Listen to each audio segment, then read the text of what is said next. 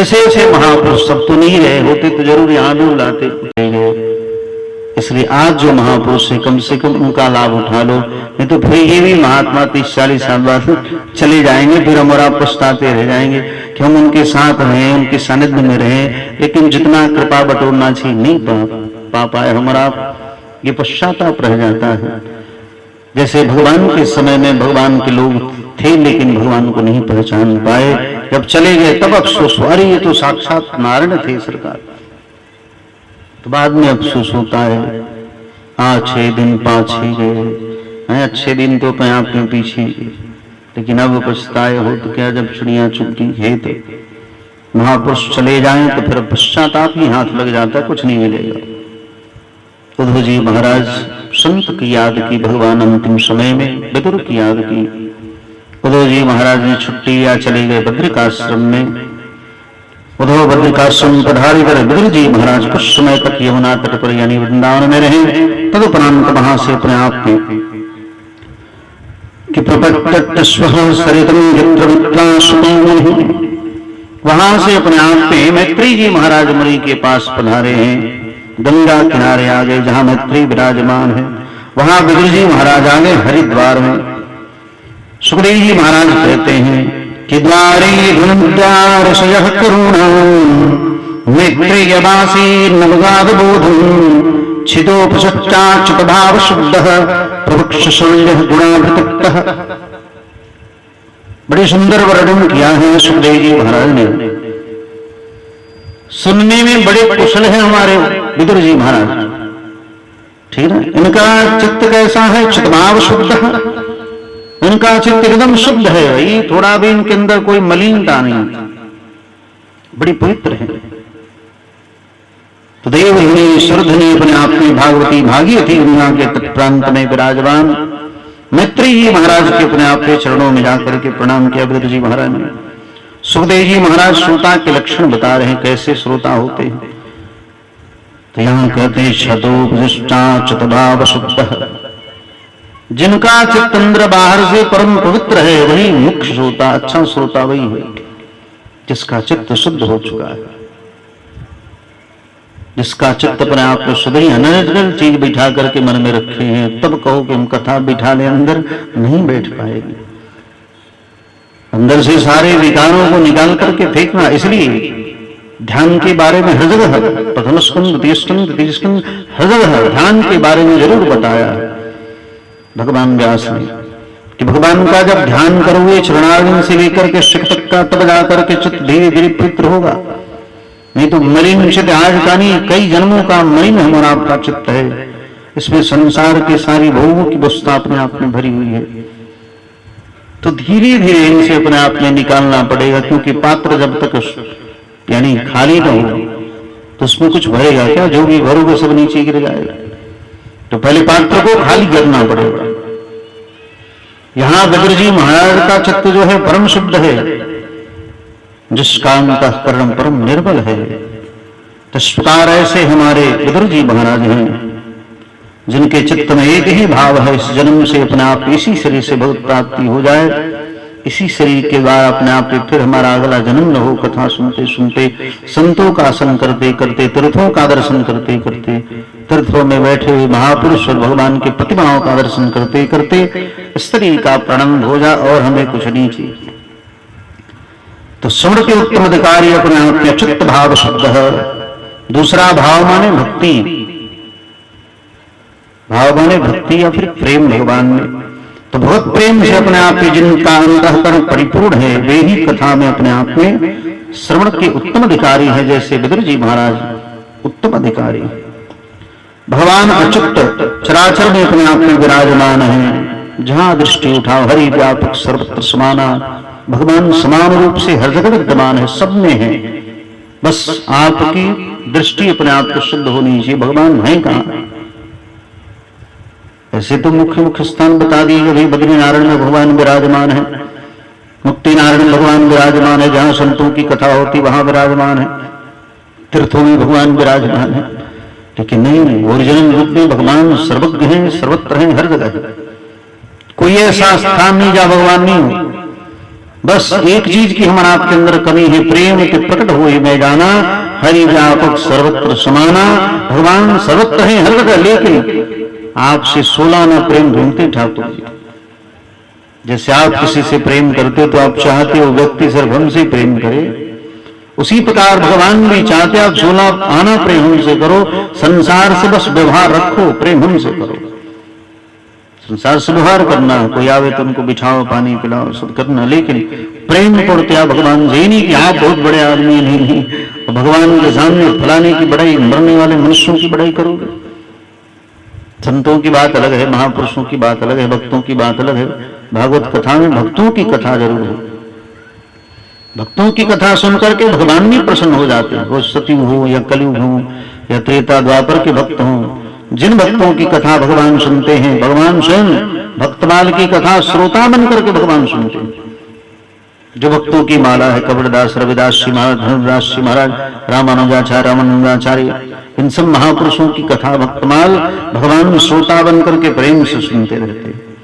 इसलिए भक्त भक्ति भगवंत गुरु चतुर नाम बपु एक, इनके पद वंदन करे ना सही विघ्न अनेक। भक्त भक्ति भगवंत और गुरु ये चारों एक ही हैं, थोड़ा भी अंतर नहीं। भले हमारा अंतर्वांतर शांतर की है, इसलिए भगवान सर्वत्र है, हर जगह विद्यमान, व्यापक सर्वत्र समाना, लेकिन प्रेम के प्रकट हो ही में जाना। जड़ चेतन जगदीव सकल राममय जान। भगवान कहानी है, तिलेश तैलम दधनीम सर्परापः, उपनिषद कहता है भगवान सबने विराजमान। तिल को परने को प्राण जैसे अपने आप में तेल निकलता है, दही को मंथन करने को प्राण से मक्खन और घी निकलते हैं, अड़े मंथन करने को प्राण से अग्नि प्रज्वलित होती है, उसी प्रकार चराचर ब्रह्मांड में जो व्याप्त है उसी का नाम विष्णु है। जो हर जगह विद्यमान है वही भगवान विष्णु है, जो हमने आप में सब में खड़खंड में विराजमान। तो चित्तभाव शुद्ध है विदुर जी महाराज, वक्ता का अपने आप में गुरु सौशल्य गुणागत है, जो परम शीलवान है अपने आप में और तृप्त है अपने आप में, भरा हुआ है। और वक्ता सहजता सरलता की प्रतिमूर्ति हो, और शील गुण श्रेष्ठ हो, उसके अंदर परम दैन्यता हो। वक्ता ऐसा होना चाहिए एकदम शील स्वभाव वाला, जैसे भगवान थे ना राम जी, सुन सीतापति शील स्वभाव। भगवान परम शील स्वभाव के थे ठाकुर। जब निषादराज गोह गए ना, उनके परिवारी जन, राम जी अपने आप में दरबार में बैठे थे, खूब सुंदर मणियुक्त अपने आप के सिंहासन पर, सोने का छत्र अपने आप पे लगा हुआ है। और इनके परिवारी जन जाकर के दूर दरवाजे से देखा, देख रहे हो ना, वो जो सोने के सिंहासन पर बैठा हुआ है ना, तो पता है कौन है? हमारा बेटा अपने आप में जो है ना निषादराज, निषादराज के मित्र हैं वो। उसने कहा कि जो हमारा भतीजा है निषादराज, उसका अपने आप के मित्र है जो सबसे ऊंचे सिंहासन पर बैठा। भगवान के कानों में जो ही आवाज गई ठाकुर जी के कानों में, भगवान ने तुरंत अपने आप में कहा, लक्ष्मण जो आज्ञा भ्राता श्री, कहा कि जाओ हमारे परिवारी जन है उनको आदर सहित लेकर के आओ। बड़े बड़े राजा महाराजा आते हैं तो पार्षदों को भेजते हैं, सेवकों को भेजते हैं भगवान, और यहाँ बेचारे फटेल कटेल अपने आप पहन के आने वाले मलाह जाति के बेचारे, और उनको अपने आप में कहा हमारे परिवारी जन उनको आदर सहित लेकर के आओ। और छोटे छोटे बच्चों को उठा करके भगवान ने राज सिंहासन पर गोद में बिठा लिया, उनके लिए खूब सुंदर सुंदर वस्त्र मंगवा के भगवान ने पहनाना प्रारंभ किया। कहा कि ये सब हमारे परिवारी जन हैं। आहा, ये है भगवान राम, कितने शील स्वभाव के, बताओ। हम और आप कहीं ऊंचे स्थान पर मिल जाए, कोई पद मिल जाए तो बताओ छोटे लोगों को याद करेंगे, भूल जाएंगे हमारा। ये है भगवान का शील स्वभाव। सुन सीतापति शील स्वभाव, भगवान का जो सब इसी स्वभाव के कारण तो रावण आदि दैत्य भी अपने आप में भगवान की बनना, आहा इतने सुंदर स्वभाव के, हम तो जानते ही नहीं थे राम इतने सुंदर स्वभाव के। ऋषि मुनि महात्मा अरे क्या बताएं, आज तो सारे रग रग में अपने आप में बैठे राम हैं। आज से 30-40 साल पहले तो लोग एक दूसरे से मिलते भी तो राम राम करते थे, राम राम, जय श्री राम, जय श्री राम। ये तो मोबाइल आया तो बिगाड़ दिया, सब राम राम भूल के हेलो में फंस गए। हमारा जब से मोबाइल आया ना तब हेलो हाय में फंस गए, नहीं तो उससे पहले लोग एक दूसरे से मिलते ना राम राम किया करते थे। इसी भारतवर्ष में पहले लोग राम राम किया करते थे। अब मोबाइल जब से आ गया, पहले लैंडलाइन चलता था तो कानों में से सटाने वाला, तो उससे बोलते हेलो ठीक है ना, हेलो। अरे उसमें जय श्रीमन्नारायण बोलो, जय सिया राम बोलो, राम राम बोलो। आज भी मोबाइल हो तो दिन भर में 10 कॉल तो आएंगे। 10 कॉल आ रहे तो कम से कम जब भी रिसीव करना या फिर कहीं करना हो तो कोई उठाता भी हो तो जय श्रीमन्नारायण, जय सिया राम, राम राम, जो आपको भगवान अच्छे लगे, हरे कृष्णा। इसलिए मोबाइल भी यूज करना तो उसमें राम राम बोलना, हेलो नहीं। ये नया फैशन हेलो हाय और बाय, कोई जाने लगता तो उसको बाय करते, बाय ये तो नेता भी करते बाय। पहले तो आते तो हाथ जोड़ के आते हैं और 5 साल बाद अपने आप पे जीत के जब आएंगे तो टाटा करेंगे, 5 साल बाद भेंट हुई, इशारा कर देते पहले जीत के आएंगे ना तो उसी समय आप तो उत्सव में लगे रहते हो उनकी जय जयकार में, और वो हाथ दिखा के सबका अभिवादन करते हैं कि अब 5 साल बाद भेंट हुई, अब इतना जल्दी भेंट उठ हुई नहीं, ठीक है। हम आप जानते हैं कि नहीं हमारा अभिवादन स्वीकार कर रहे हैं, वो स्वीकार नहीं कर रहे, वो दिखा रहे हैं कि बाद नहीं भेंट होगा, और 5 साल बाद फिर भेंट होगा जब इलेक्शन आएगा ना तब। लेकिन भगवान ऐसे नहीं है, भगवान परम शीलवान है। आप जाओ या न जाओ, पूरी प्रजा को अपने आप में पुत्र के समान भगवान मान करके सेवा करते थे। तब जाकर के इतने हजारों हजार वर्षों तक पहले लोग शासन किया करते थे। पहले इसलिए लोग शासन किया करते थे हजारों हजार वर्ष तक, कारण पूरी प्रजा को पुत्र मान के सेवा करते। आज हमारा सारी प्रजा को नहीं मानते, जिसके परिणाम 105 साल में बदल जाता है सिर्फ। इसलिए कौशल्य गुणा वितप्तः वक्ता सहजता और सरलता के अपने आप में प्रतिमूर्ति हो, ऐसा वक्ता होना चाहिए। निषाद राज गोह जब अपने परिवारी जनों के साथ सिंगवेरपुर में पहुंचे और भगवान मध्य में बैठे थे,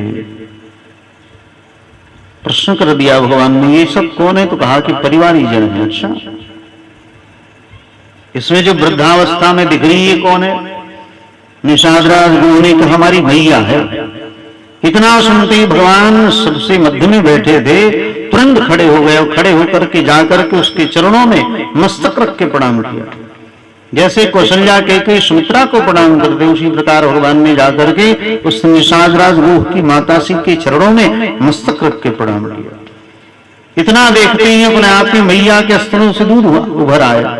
मैया ने सोचा काश हमारे बच्चे होते, उनको खूब खिलाती पिलाती, खूब बलैया लेती।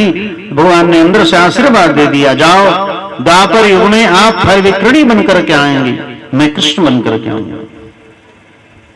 अगले जन्म में वही निषाद राज गोह की मैया। और भगवान जब अयोध्या जाने लगे ना तो जलंका से अपने आप में वापस आ रहे थे, सिंगवेरपुर पहुंचे अपने मित्र को लेने के लिए। वहां उनका फ्लाइट उतरा, जहाज उनका, ठीक है। उस समय भी बड़ी सुंदर जहाज था, पुष्पक विमान आदि थे। तो वहां उतरा तो निषाद राज गोह को लेकर के चलने लगे। उसी मैया फल लेकर के दौड़ी टोकरी में, अरे राम जी हमारे कुछ फल खाई लो। भगवान ने कहा फल